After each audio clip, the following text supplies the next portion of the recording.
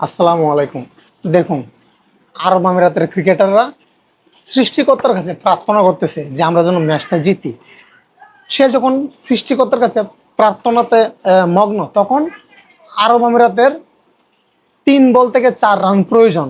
ওইরকম একটা সিচুয়েশন সে সৃষ্টিকর্তার কাছে প্রার্থনাতে আছে যে আমরা যেন ম্যাচটা জিতি, এবং ফাইনালি সেটাই হয়েছে। আরব আমিরাত এই বাংলাদেশকে হারিয়ে তারা টি-20 ম্যাচটা জিতে নেয়। তো বর্তমানে আরব আমিরাত ভার্সেস বাংলাদেশের 1-1 সমতা। আগামীকালকে ফাইনাল। তো কে জিতবে সিরিজ সেটা আসলে দেখার অপেক্ষায়। এখন আমরা আসি, বাংলাদেশ আসলে ম্যাচটা হারলো কেন, বাংলাদেশ ম্যাচটা হারলো কোথায়। বাংলাদেশ প্রথমত 200 রান যখন ওভার করে ফেলছে, বাংলাদেশের ক্রিকেটাররা ভাবছে যে এটা আমরা জিতবো 100%। মানে ওভার অ্যাক্টেন বা ওভার স্মার্ট বা ওভার কনফিডেন্স, আপনি যাই বলেন না কেন, সেটাই কিন্তু ভাবছে। এবং স্বর্ণ ছাড়া বোলিং, স্বর্ণ ছাড়া ফিল্ডিং।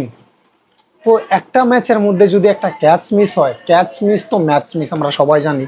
এবং ফিল্ডিং যদি মিস হয়, তাহলে আসলে একটা ম্যাচ একটা টিম তখনই জিতে যখন 3 বিভাগেই ভালো করে, বোলিং, ব্যাটিং, ফিল্ডিং।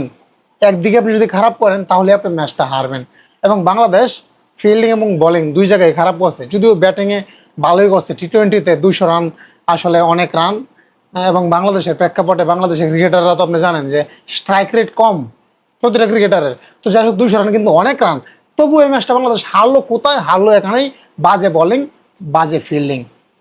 তো আগামীকালকে 21 তারিখে আবার আরেকটা ম্যাচ আছে, মানে অলিখিত ফাইনাল যেটাকে বলে, সিরিজ নির্ধারণী ম্যাচ। আমরা আসলে দেখার অপেক্ষায় আছি কে জিতবে, বাংলাদেশ নাকি আরব আমিরাত। তো আপনাদের কি মনে হয় আগামীকালকের ম্যাচটা কে জিতবে? আপনারা অবশ্যই কমেন্টস বক্সে জানাতে ভুলবেন না। আগামীকালকে বলতে আমি এখন ভিডিওটা বানাচ্ছি 20 তারিখে, তো আগামীকালকে হচ্ছে 21 তারিখ। 21 তারিখে আরব আমিরাত ভার্সেস বাংলাদেশ, রাত 8টা।